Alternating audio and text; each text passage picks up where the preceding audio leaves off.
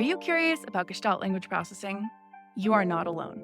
Join me, Corinne Smoose, and Speech Therapy PD for our podcast, The Gestalt Get Together.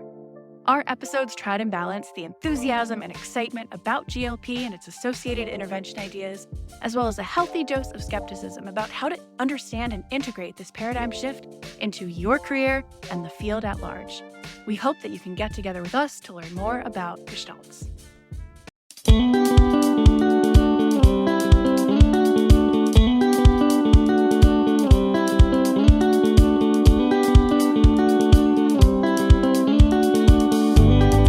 Welcome to SLP Learning Series, a podcast series presented by SpeechTherapyPD.com.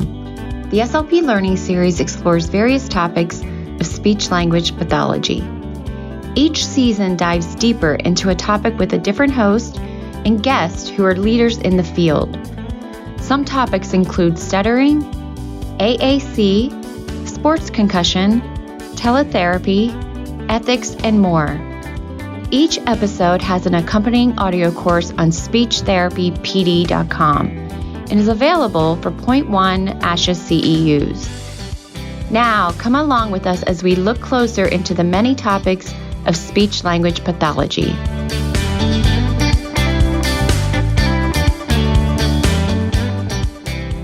Welcome to Season 6, Ease into AAC. As a global leader in assistive communication, Tobii Dynavox understands how overwhelming it can be for families, users, and even seasoned clinicians to take on the challenges of identifying and funding an assistive communication device. We are eager to support speech-language pathologists and other professionals in assessing and implementing AAC solutions for their clients. Our website, TobiiDynavox.com, and our free learning hub, learn.tobiidynavox.com, are full of therapy materials, classroom resources and curriculum, and hardware and software trainings to help our customers embrace AAC with confidence. Additionally, the Tobii Dynavox for Professionals program allows you to register for free versions of our software to use with clients. Hello, and welcome to the podcast mini-series Ease into AAC, presented by SpeechTherapyPD.com. Thank you for joining us for our second episode, all about assessment. This audio course is offered for 0.1 ASHA CEUs.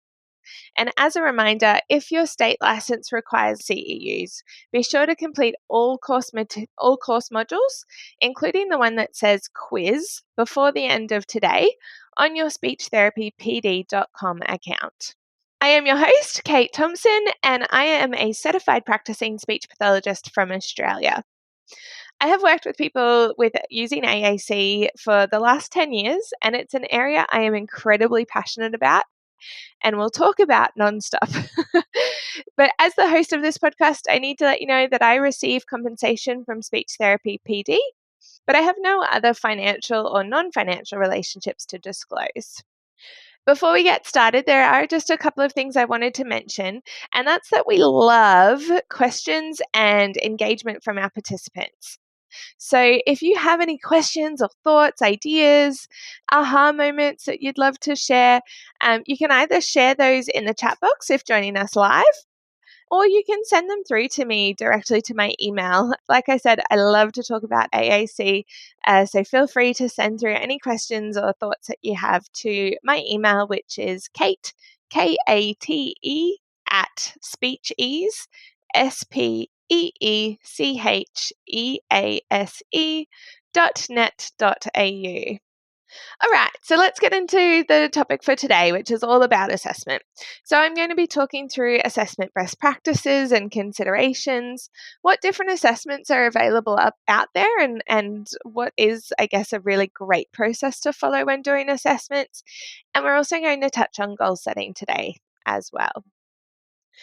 So just to recap, our general aim for AAC should be for the person to meet their varied communication requirements as intelligibly, specifically, efficiently, independently, and in as socially valued a manner as possible. So when we're looking to assess somebody's communication skills for AAC, we need to be thinking about these 5 areas. Are they able to get their message across intelligibly, specifically, efficiently, independently, and in as socially valued a manner as possible? And while we're thinking about those 5 things, we need to think about them in relation to the person's varied communication requirements. So that's thinking about pragmatics, all the different pragmatic purposes that we have to communicate. So thinking about things like not just requesting their wants and needs, but also thinking about telling a story, sharing their opinion on an idea or a topic, telling a lie, telling a joke, asking questions, answering questions, giving directions, helping somebody, sharing information, all of the things that we use our communication for. We also want to think about their communication requirements in terms of what comes up in their day. So do they go to school? Do they need to be able to engage in a classroom conversation or be able to ask the teacher for some more information or help? Are they at work and they need to give a presentation or to lead a team meeting or to ask someone what their order is or manage somebody's complaint? All of those sorts of things. Do they have medical appointments that they need to attend? And is there certain words they need to have access to be able to communicate really efficiently with their medical team? Thinking about the person's varied communication requirements, both the situations they come across in their day and also what their pragmatic functions are or the range of pragmatic purposes we all use our communication for, will help us to determine when we're doing our assessment, what does this person need? So it's really important to be thinking about those. So when we're thinking about assessment considerations, there's a couple of things we need to remember. So one is that when you're assessing someone who has complex communication needs for AAC, we're in a bit of a catch-22. So we can't determine the person's true level of functioning if the person isn't able to reliably show us what they know. If they don't have a robust communication system that they can use independently, they're not going to be able to reliably show us what they know. We then can't plan viable communication intervention because we have lack of data regarding the person's true level of functioning. So then we kind of end up in this catch-22 of I need to assess, I need to be able to know what they can do to be able to give them the right intervention so that they can get outcomes so I can figure out if that was the right intervention. And we end up, but then we go, actually, no, we can't assess this person because they don't have a way to show us what they know. And so now I can't give them an intervention approach. And so we just keep waiting for this spontaneous combustion of skill. And that's not going to happen. The person doesn't have a way for them to show us what they know. And so assessment, I guess this is my way of saying that assessment isn't the be-all and end-all when it comes to AAC intervention and working within the AAC realm.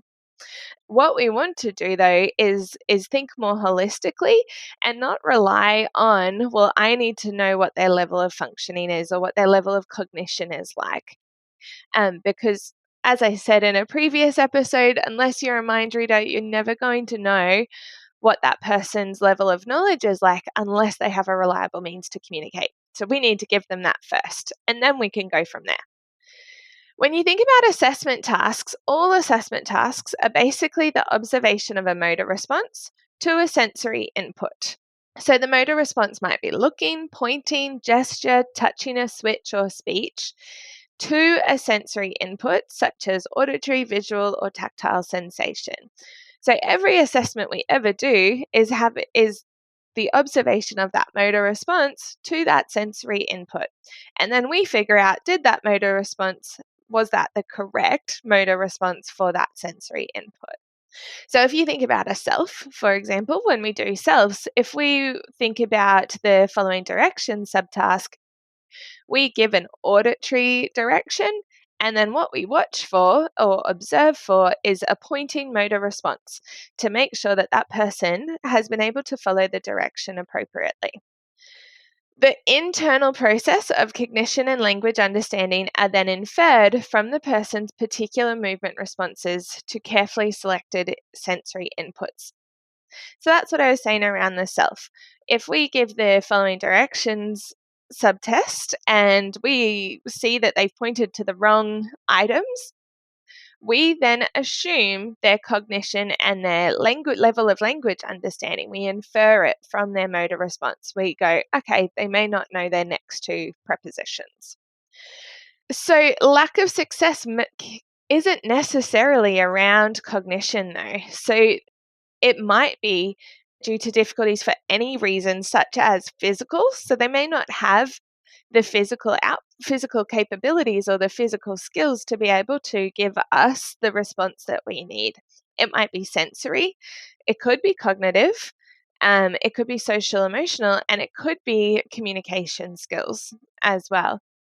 So we need to remember that just because we don't get the motor response that we're expecting for the sensory input doesn't mean the person doesn't have the cognition.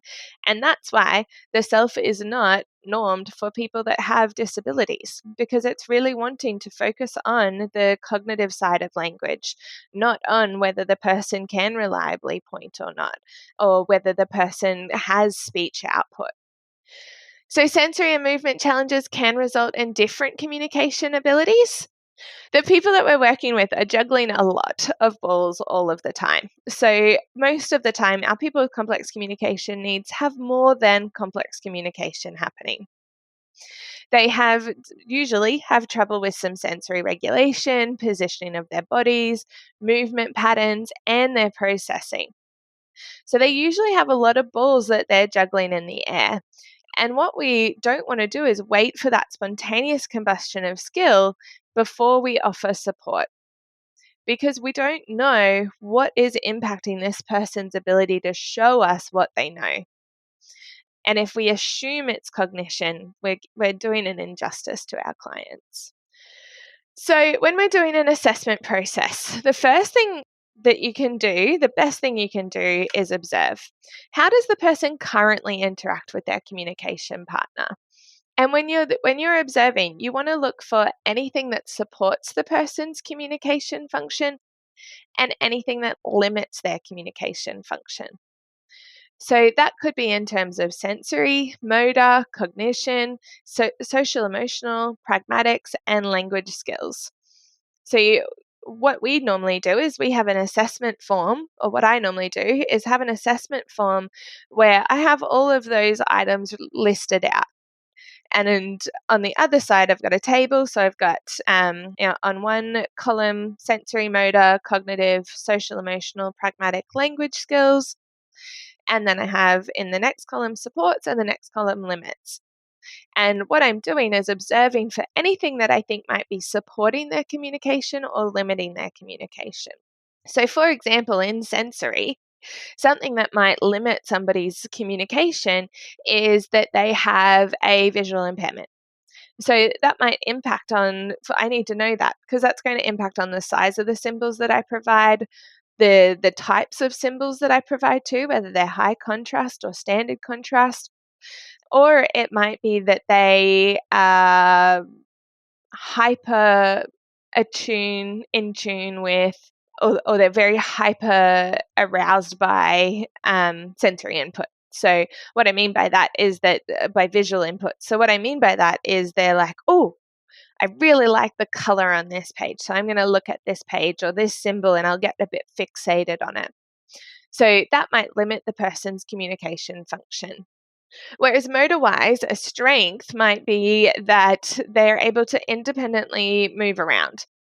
So knowing that, I can go, okay, well, the device or the system that I give them, they're able to access it independently. So they might be able to carry it on them, or they may be able to go up to somebody to ask them, hey, I need my device. And not so much ask them, because if we say ask, it assumes that the other person can control whether it's given or not, and they can't. So they're going up and telling them, I need my device, I have something to say. Whereas something that limits might be that they have cerebral palsy and have difficulty grading their movements. So they're able to point and they're able to direct access a system, but they struggle with grading. And so they might be aiming for a point on the screen or on the book, but on their way there, their motor plan breaks down and they end up hitting a symbol that they might not have meant. And so that could be limiting their communication function. Social emotional might be around like their resilience and their support networks that are around them. So, for example, something that would be considered a support in social emotional would be a family member that really believes in this person's ability to learn. That is awesome. We've got somebody there who is going to champion this AAC journey for this person. Whereas a limiter might be somebody who says, they've got somebody on their team that says, I know everything they want to say. And so that's going to limit the person's communication function because that person doesn't have the belief that this person has autonomous thoughts without them. And so then we know, okay, we're going to need to work with getting on the same page and helping this person understand that they don't know everything the person wants to say. So you want to go through and you want to think about each of those areas and what's supporting and what's limiting the person. You also then want to see what strategies are being used already for them to meet their communication requirements. So like we talked about before, what strategies are they doing? How are they meeting their varied communication requirements? We all communicate. People with complex communication needs are communicating. We just need to figure out how they're currently communicating to meet all of their communication requirements. And then we want to rate this based on how intelligible is it, how efficient, how specific, how independent, and how socially valued are these strategies that they're using. And then what are the strategies that their communication partners are using to help there be successful communication? Are they slowing down? Are they offering choices? Are they saying, oh, Billy, I'm not sure what you're trying to say. Can you take me to it? Are they giving those sorts of supports to try and help that person get their message across? So while you're observing, you want to really record all this information. And at this point, you're just taking it all in. You're not adding anything at this point. You're literally just observing, documenting it all so that you can see what is helping and what is not. And coming up with a hot or not checklist, I guess. Then once you've done that, once you've seen what the person can do without you getting involved, then what you want to do is start trialing some strategies. So AAC is a very dynamic assessment process. So what we would do then is jump into some activities that the person likes to do and trial different strategies and see what the person shows interest in. So you might use keyword sign or ASL. You might use activity language specific boards or ALS boards. And when you're using those boards, you want to make sure that you're using different sizes. So you might have 9 cell or a 20 cell or a 60 cell and see what gets the person's attention. You then also want to try different presentations too. So do you get more interaction and engagement if it's a high contrast symbol set compared to the standard contrast symbol set? So what's the difference there in terms of the person's engagement and interaction with you? You might try some pod books or some other symbol-based books, electronic apps as well. So you might try like TD Snap or LAMP or something along those lines. And again, you're assessing and seeing what is this person interested in.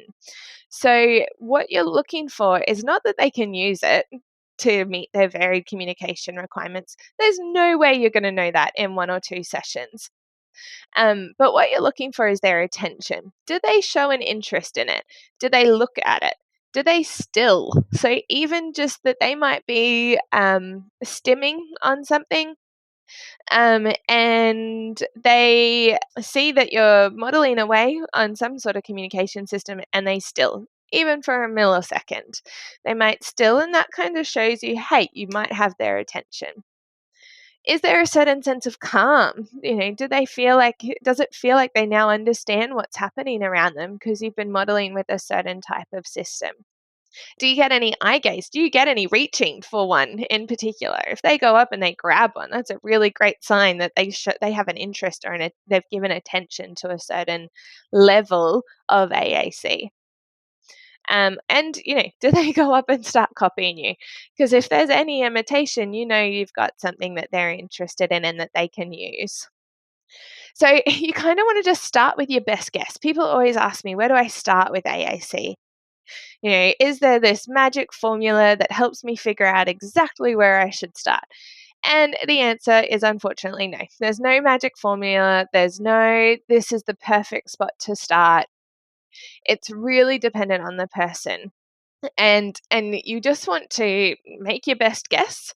I usually try to start higher than lower as well. So a lot of people will say, oh, I'll start with a 9-cell symbol board, and then go up from there. And usually my question is why? Why would you start there? And usually they don't really know. It's just that they think that's the easiest. Whereas it gives you nowhere to go. You really shouldn't use a symbol board that has less than 9 symbols on it, because you're making it way too hard for that person to access their vocabulary to meet their varied requirements.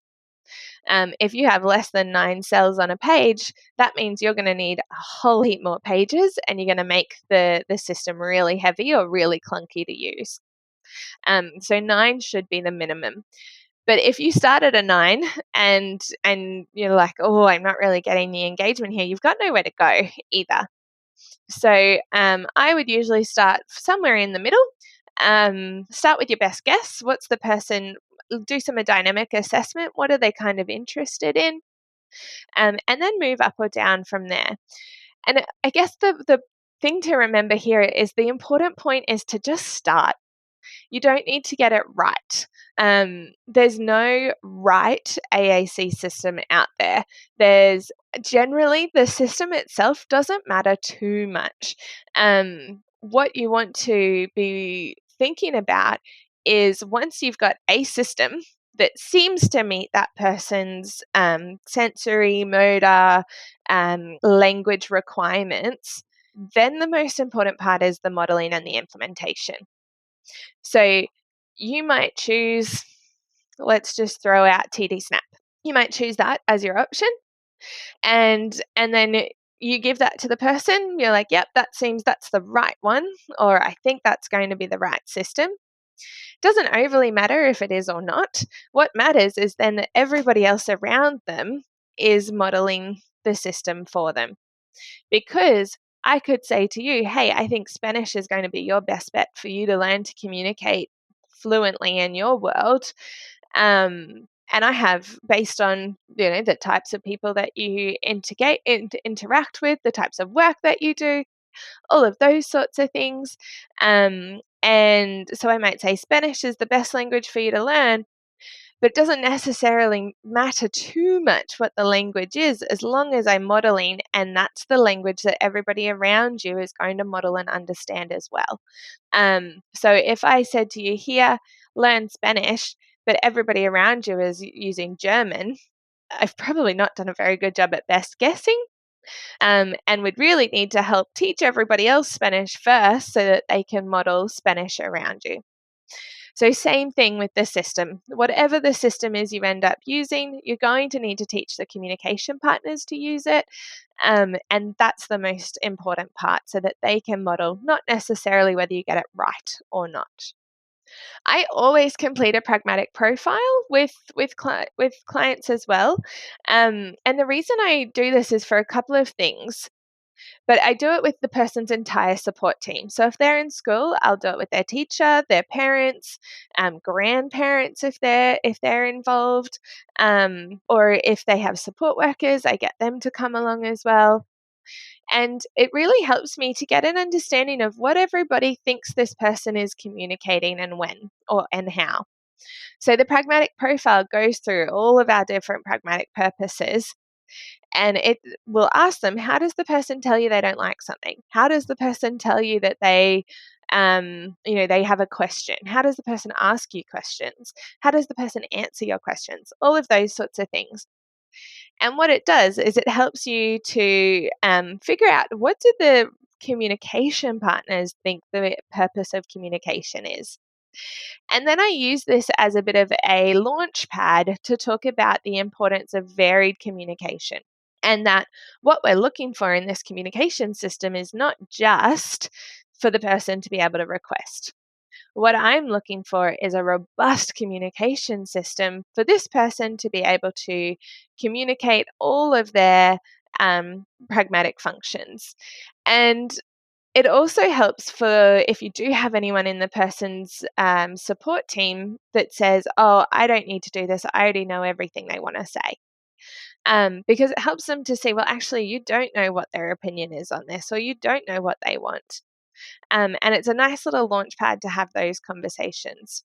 It's also a really good pre and post outcome measure. So although it is lengthy and it takes time to work through to begin with, because you want to dive deep, but also to then analyze it and put it into a format that helps make sense for an assessment report. That does take time, but then it gives you a really good pre and post outcome measure. So in 12 months' time, you can redo it and then go, okay, well, now how is this person asking questions? Now how are they answering questions? Now that they've got this form of communication that they can utilize, are we meeting more of their varied communication requirements from a pragmatic purpose point of view? You can conduct a language sample analysis, just back on the pragmatic profiles. You can get those online just by Googling pragmatic profiles. There is another assessment called an AAC profile, which we'll talk about in a second, but it's a little bit different to a pragmatic profile. Well, actually a lot different. We'll talk about that one in a second. So you can do a language sample analysis to see how long their utterance length is, what types of phrases they're using, what types of sentence structure from a syntactic point of view are they using, word morphology, all of that sort of stuff. That's absolutely okay and good to do. It does give you some more information. You then want to identify the key issues for participation and learning. So if we think about the ICF, the International Classification of Functioning, and looking at that participation part of the framework and what are the issues that are impacting on that person's participation in their life, that's really important. Like we said, identify the supporting and limiting features that are supporting and limiting the person's current communication. Any other information that you need and how you need to obtain this. So that might be, hey, I'm going to need to talk to an OT about their upper limb functioning. So in Australia, that would be an OT. It might be a physiotherapist or a physical therapist if you're in America. Who else on the team do you need to get involved? Then determine the person's communication requirements as well. So what are those situations this person needs to communicate in, and what's the vocabulary required? And the best way, if you ask a parent or a teacher or a support worker, what vocabulary does this person need? It will be all very needs and directive based. It will be things like, it's time for your bath, go get a book, time to sit down. It'll be all very adult directed language or directive giving language. So the best way to figure out what vocabulary is required is to actually go and observe the person's peers. So if they're at work, if they're working, go to their work and observe what is the language and the vocab that the rest of the company are using there. And write all of that down and make sure their system has that.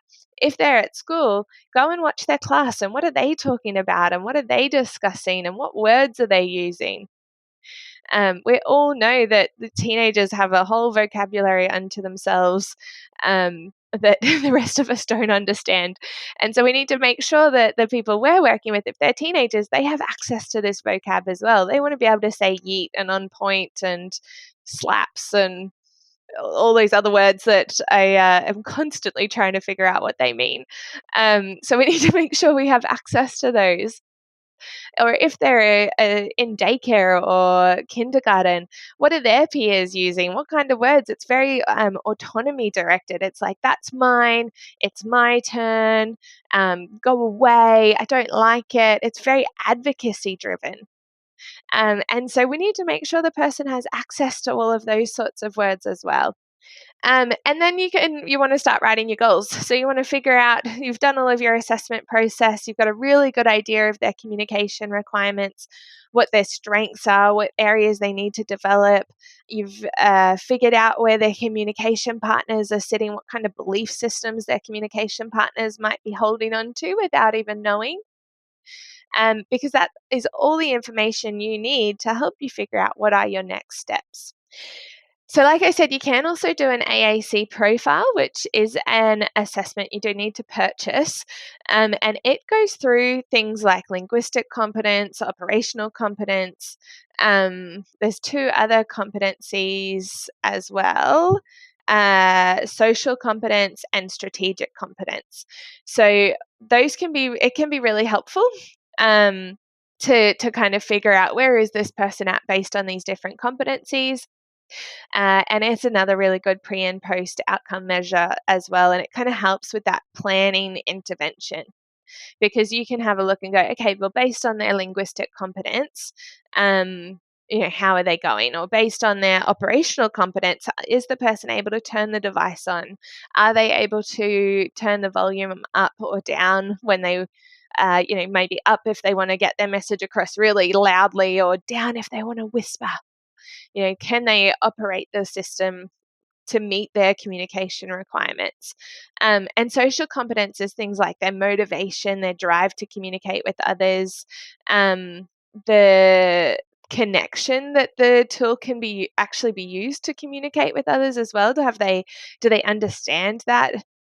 Their attitude, not just of them, but of their communication partners too. So their willingness to use AAC or to learn AAC, their confidence, and what's their propensity like to try and communicate. So what is their resilience like? Because it's going to be hard, and they are going to come up against barriers where people are thinking, oh, that's a bit different, or no, you can't use that. I've had a kid in school for an assessment piece was told they can't use their AAC to give a presentation.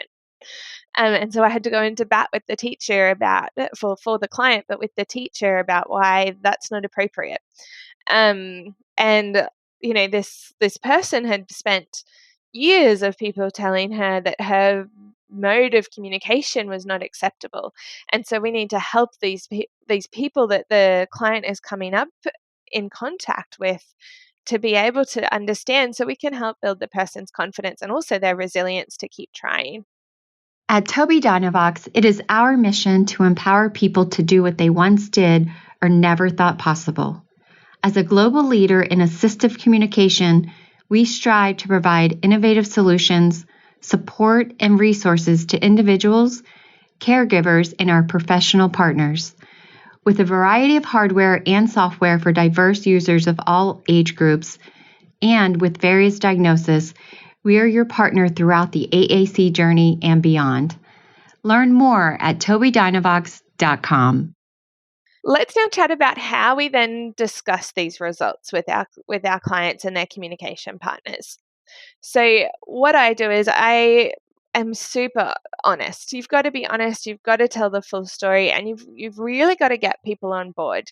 So the most important thing like I've said before, when you're implementing AAC is the modeling and the access. So if you don't have communication partners that are on board, AAC is not going to work, because they're not going to have it accessible for the client, and they're not going to be modeling it. And if we don't have those 2 things, the person will never learn to use their system. So once you've got all of this information, all of these results, then you can start to figure out, okay, well, these are the things that the system must have for this person to meet their communication requirements. These are the things that are nice to have to meet their communication requirements. Or these are the things that I need to edit or make happen, or we need another system. So we've talked before about multimodal communication as well.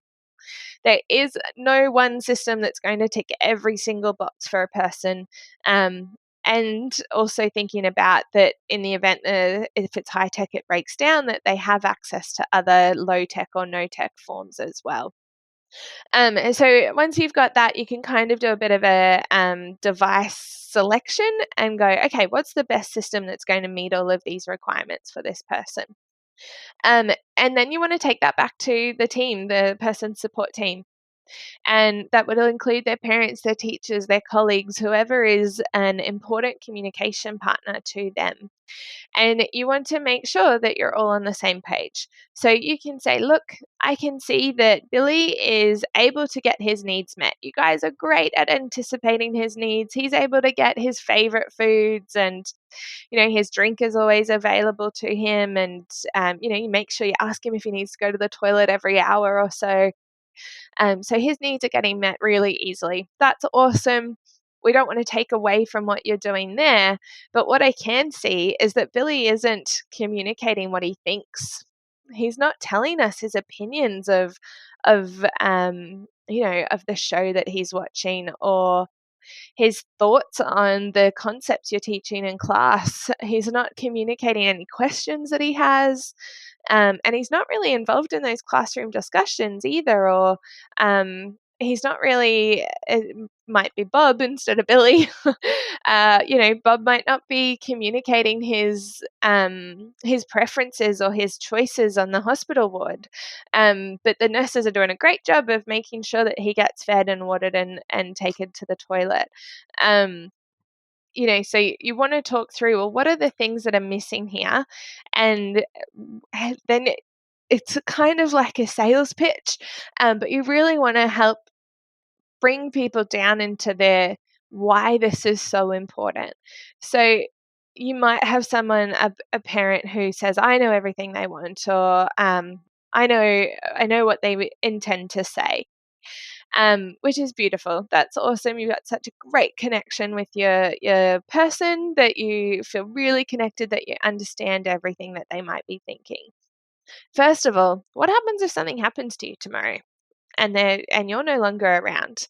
How does this person still get that same level of connection and interaction and engagement in their world without you by their side?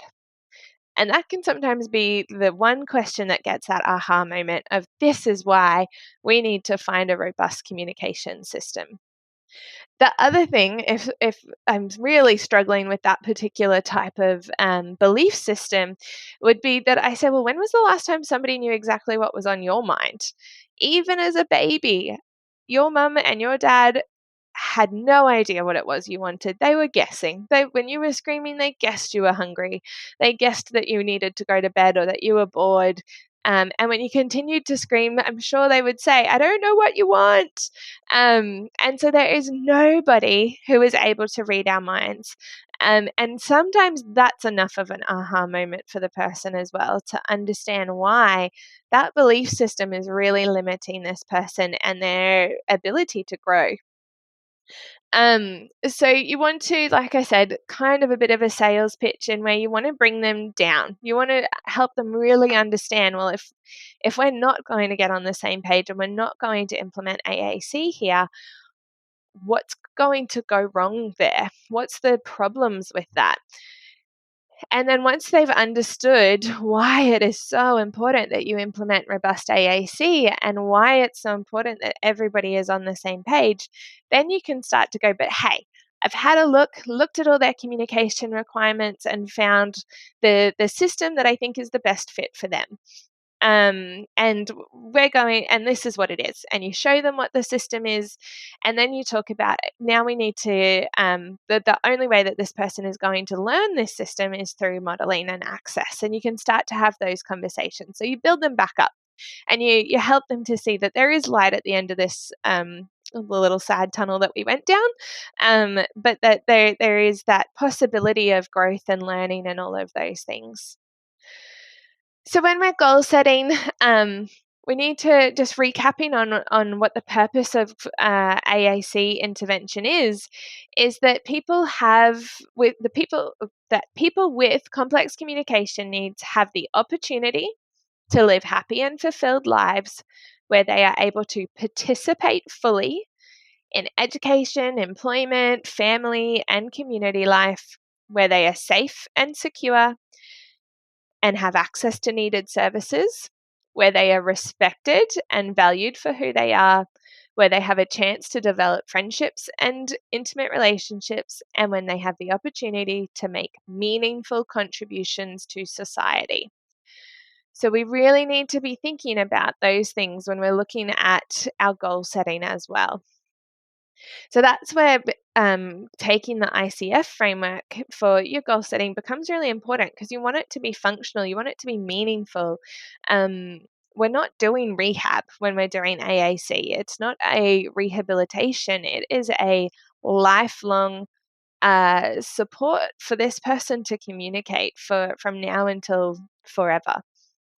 So when we're goal setting, we want to remember to assume competence and be an advocate for autonomous communication. The other thing with goal setting is that progress cannot be measured by the amount of prompts required. So if your goal is that Billy will share his opinion on the TV show that he's watching with minimal prompting from the speech pathologist, that's not language. Language can't be prompted. Well, autonomous communication cannot be prompted. So what we need to do is to change that goal into that Billy will express his opinion if he chooses to do so. We can't force somebody to give their opinion either. And so if he chooses to do so, Billy will express his opinion on the TV show that he is watching to help his communication partners understand what his favorite types of TV shows are. And that's your goal. Going back to that, expressing communication functions must be based upon the person's intent, and therefore can only be modeled by others in context and not specifically prompted, because we can't possibly know what the person's intent is. So if Billy's watching his TV show and he smiles and I go, "Oh, Billy, you like it. You're showing me you think it's good. You like the show." We have no idea if that's what Billy's smile meant. It might mean that he thought of a funny story or a funny thing that happened to him and he smiled about it. It might mean that he's thinking about someone he really loves, or a pet that he's really fond of, and a funny or a moment that happened that makes him feel really good inside. And here we are modeling, "Oh, you really like the show. Tell me like it. You need to show me like it. Like the show." And we have no idea if that's actually what Billy's intent was with the smile. So all we can do is model our thoughts, because we're the only one that knows our thoughts. So we might be watching the show and we might be like, "Man, this show is boring." Or scary, or it might be dramatic or ridiculous. There might be all sorts of opinions that are coming up for you.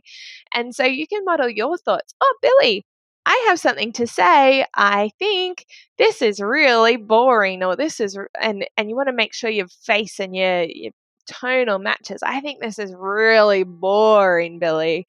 It makes me want to sleep." Or you might be saying, "Hey, this is really funny. Oh, I love this comedian. He's funny." And you can model all of those thoughts as long as they're true.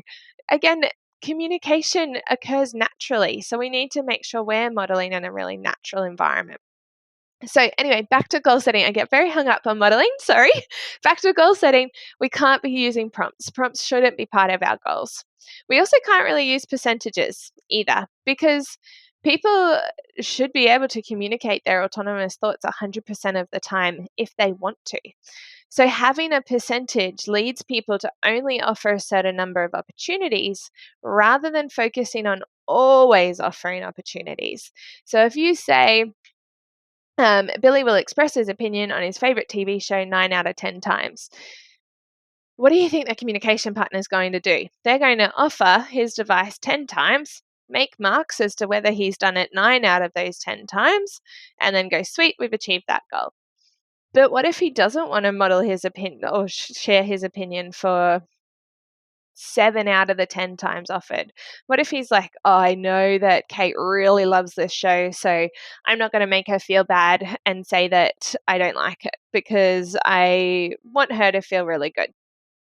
And so then he might just tell me what he thinks I want to hear. So is that autonomous communication? Well, it is, because it's in his intent. But is it his opinion? We don't know. We don't know if it's his true opinion or not. And also, if he may choose to not say anything at all. He might be a man of few words, old Billy. And so he might choose to not say his opinion because he doesn't want to share it at that point in time, or he doesn't think it's relevant, or he doesn't think it's valued. And so if we're saying 9 out of 10 times or 7 out of 10 times, and we offer it 10 times, but he only does it twice, and we go, oh, Billy can't share an opinion, I don't think this is working, we then kind of have put ourselves in this really awkward position of going, well, if it's not working, I need to do something about it. But it might actually just be that Billy didn't want to offer it for those times. So when we're thinking about adding in our percentages, or 9 out of 10 times, for example, we just need to remove that altogether and say, Billy, if Billy chooses to do so, Billy will share his opinion on the TV shows that we're watching to help his communication partner understand what it is that he really likes. And then it's, completely up to Billy how often he does that. One thing that I see happen really often is that people have expressive language goals from the beginning, before the person has even had the opportunity to see the system in action. So your very first goal needs to be receptive. So this person will be exposed to somebody, a communication partner, sharing their opinion when watching a TV show, when they choose to do so. So we need to, because if we didn't have that goal and nobody had been modeling to Billy how to give an opinion, but our goal was that he would give an opinion expressively, how on earth can we expect him to be able to do that when he's not been taught or modeled it in context? So we need to make sure that we then show him, okay, so our first goal, if we're working on opinions, if that's the area that we've noticed he's not able to meet his communication requirements, then we need to have our first goal as his communication partners will model their opinions during the TV show or during whatever it might be. I would usually recommend that you don't really have an expressive opinion, an expressive language goal for at least 12 months of modeling for this system. And I talk to parents and communication partners about this, and I say, you need to be modeling for 12 months before we expect anything back. And so that is why our goals are written this way, is that it's for you as the communication partner, not for Billy. Billy's goals will come later, once you've achieved yours as the communication partner, because you're the main priority at this point. So all goals should be written within the person's natural context as well, and not engineered. We want them to be genuine interactions. So, we want it to be that Billy will order his favorite coffee from the local cafe on Tuesdays when he goes there with his sister. That is a natural context. It happens. We're not engineering it. We're not going to then go and sit down and pretend to order a coffee, but we want his sister to model, when she's there on a Tuesday with Billy, to model how she orders her coffee. And then, when he orders his, depending on what it is, if she knows what he might like, she might model, she might start the sentence like, hello, can I please have a, and then the screen comes up with all the different coffee orders, and he can then maybe choose which one, a cappuccino, and then she can finish it with lactose-free milk or whatever it might be that he needs. The other thing when we're thinking about AAC goal setting is that progress can't be measured by the number of words used in a sentence either. So another common mistake that I see with goal setting is that the goal will be written like, Billy will use a 3-word sentence to express his opinion on the TV show that he's watching. But again, let's think about natural communication. If I was to say to you, hey, Stacey, what did you think of that show? Did you like it? And you said, yep, perfect. We have had a really natural conversation.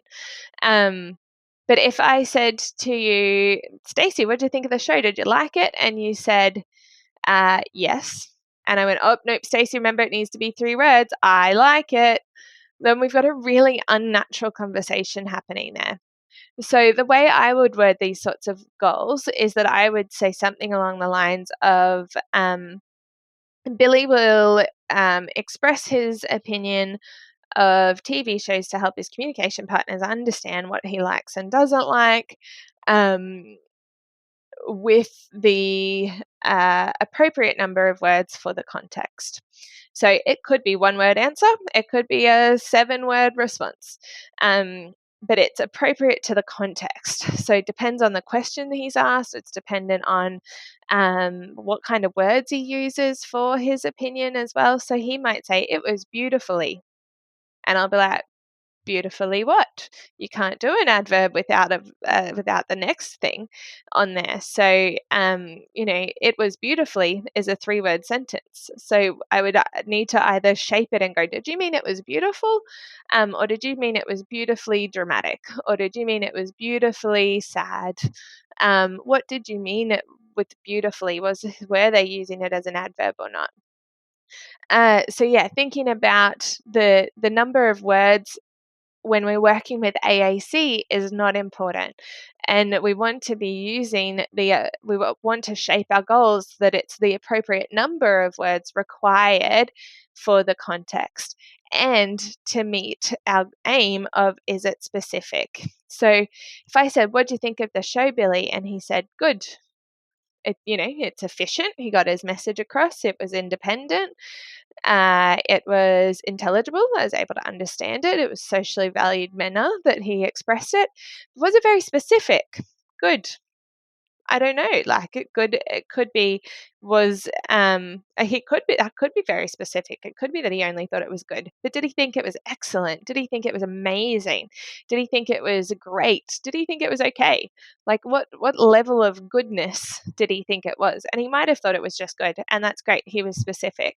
But if we are again focusing on the length of the utterance, we're missing the rest of the piece, which is about the context of communication.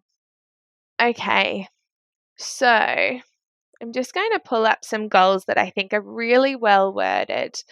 When we're planning intervention, we will always have goals that are around the communication partner.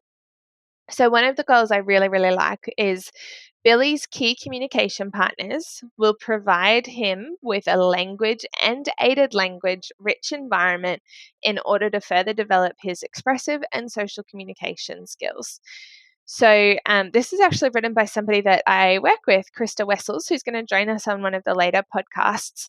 And her goal setting around AAC is just incredible. So yeah, that is one that I really like for their communication partners to understand that it's their role to be creating this language and aided language rich environment. So they need to be modeling, they need to be part of being able to support this person to understand that aided language is just as important as spoken language. So another goal that I really like is that Billy will develop his ability to, as socially appropriate as possible, initiate interactions with his communication partners using a multimodal approach, including speech sign and aided speech sign and symbol. So we haven't really spoken about this too much yet, but what generally happens for people with complex communication needs is they spend a lot of time where they are responding. They're not initiating. So we will always have a goal around initiation, is making sure the person feels comfortable to initiate that they have something to say with their communication partners. Then you can go into like more specifics with the pragmatics. So this one is around continuation or cessation. So Billy will develop his ability to effectively and specifically request continuation or cessation of activities and events using appropriate utterance length for the communication context, using a multimodal approach, including speech, sign, and symbol. So there you hear that we're talking about to effectively and specifically request continuation and cessation of activities and events. So this person is probably able to do finished and more, but they're not very specific. Finished what? More of what? Finished and more on their own don't tell us anything.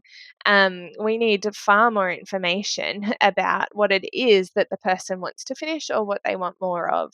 So there we're wanting the person to be more specific, which means we're going to need more words. But we're using an appropriate utterance length for the communication context. So when we're thinking about that, I might say to Billy, hey, Billy, do you want to finish or have more bubbles?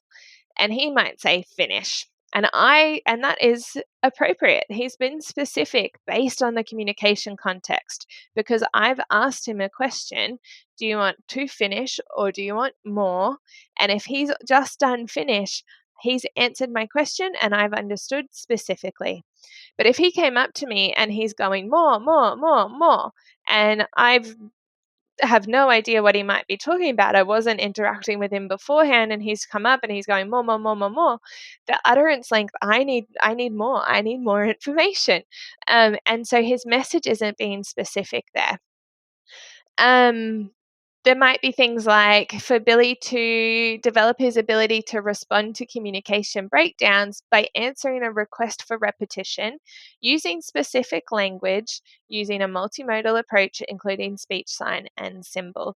So you'll notice we always include speech, sign, and symbol because we're thinking multimodal. We're thinking this person needs access to high tech, low tech, no tech. And what are those different options? And ultimately, our goal is always speech.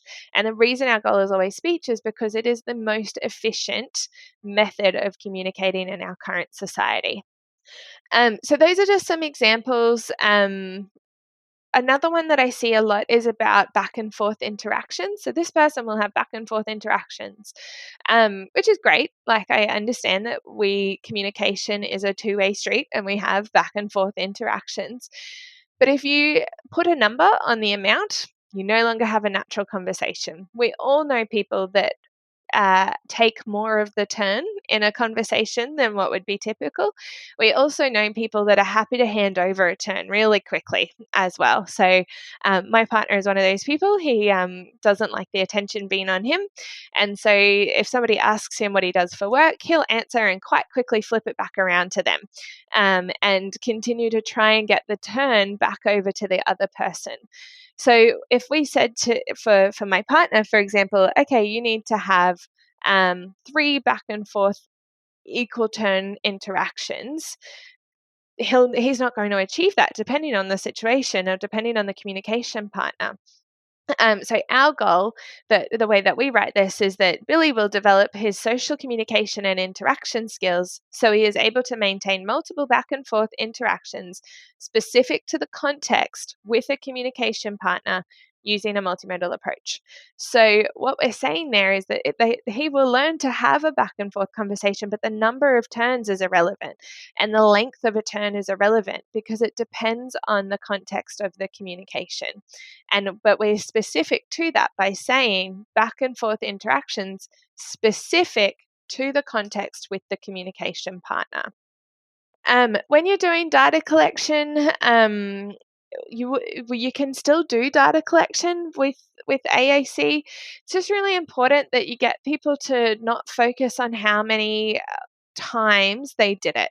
So if you've given them the opportunity to give an opinion, we're just going to keep using that example. If you give them an opportunity to give them an opinion, you can mark that as an opportunity. But there's no limit on the amount of opportunities. And we actually know from research that people need 200 opportunities a day to learn to use a system. And so thinking about that, I wouldn't give people that number. I wouldn't give them, you need to do this 200 times a day. One, because that will overwhelm everyone and be like, oh my God, how am I going to get 200 opportunities in today? And two, if they are really great at doing 200 opportunities, you don't want to limit it at that either. You want as many opportunities as you can. And so I say to people, the goal here is that you give as many opportunities in a day as possible. And I want you to mark down every time you do that every day. So I can get an idea of how many times is this person being exposed to giving an opinion. And then you might have, well, what was the behavior? So the behavior might be that they look, or the behavior might be that they, they respond in some way to your giving of an opinion. Or it might be, if the goal is actually expression, that they do give an opinion, it might be how often did they do that. And again, this isn't to give me a percentage. It's not to give me a 6 out of 10 or anything like that. This is to give me an idea of, okay, how many times when the opportunity arises to give an opinion, does this person choose to give an opinion? It's not right or wrong. It just helps me to kind of understand what might be going on.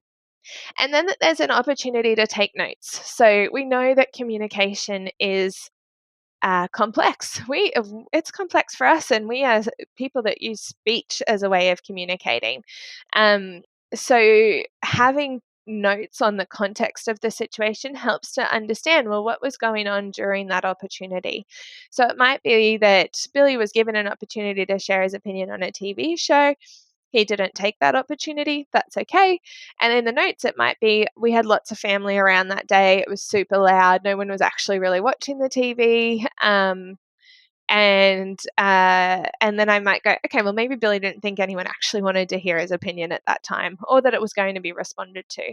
And so that kind of helps me to understand, well, it's not that he can't do it, but there was reasons why he chose not to. And showing people that as well is really helpful when you're evaluating, is this working or not? Because like I said in the previous podcast or the previous episode, is that people will decide that a system isn't working way too quickly. And it's because we're not getting that immediate, oh, this is working. And we're not going to get that. So that's everything for today. I guess in conclusion, what is important to remember is it just take the best start. It's most important to start than it is to get it right. And if you take your best educated guess, you've done your observations, you've done a few trials, and you've paid attention to what the person might be showing you they like or they don't like. Just jump in, dive in, and really focus on your communication partners first and foremost. And that's going to be the best thing, rather than trying to focus on getting the system right, because you're not going to get the system right. What is more important is that there is a robust system that meets the person's communication requirements and their communication partners are on board. So that's what's important about the assessment process, is making sure you're giving a system that does meet those requirements, and that you've got the communication partners on board. That's a really important step in the process. So like I said, if you have any questions, please send them through to me. My email, I'll tell you again, is Kate, Kate, at SpeechEase, SpeechEase.net.au. I welcome all questions, thoughts, anything that's going through your minds that you'd love to share. Like I've said, I love talking about AAC and happy to jump in. Our next episode, we're talking about implementation, and we've got a couple of guests joining us as well, which will be really exciting, and I'm keen to jump in with you guys. So just as a reminder that if your state license requires CEUs, make sure you complete all the course modules, including the one that says quiz, on your speechtherapypd.com account. Have a great day. Thank you for joining us for tonight's course. To complete the course, you must log into your account and complete the quiz and the survey. If you have indicated that you're a part of the ASHA registry and entered both your ASHA number and a complete mailing address in your account profile prior to the course completion, we will submit earned CEUs to ASHA. Please allow 1 to 2 months from the completion date for your CEUs to be reflected on your ASHA transcript. Please note that if this information is missing, we cannot submit to ASHA on your behalf. Thanks again for joining us. We hope to see you next time.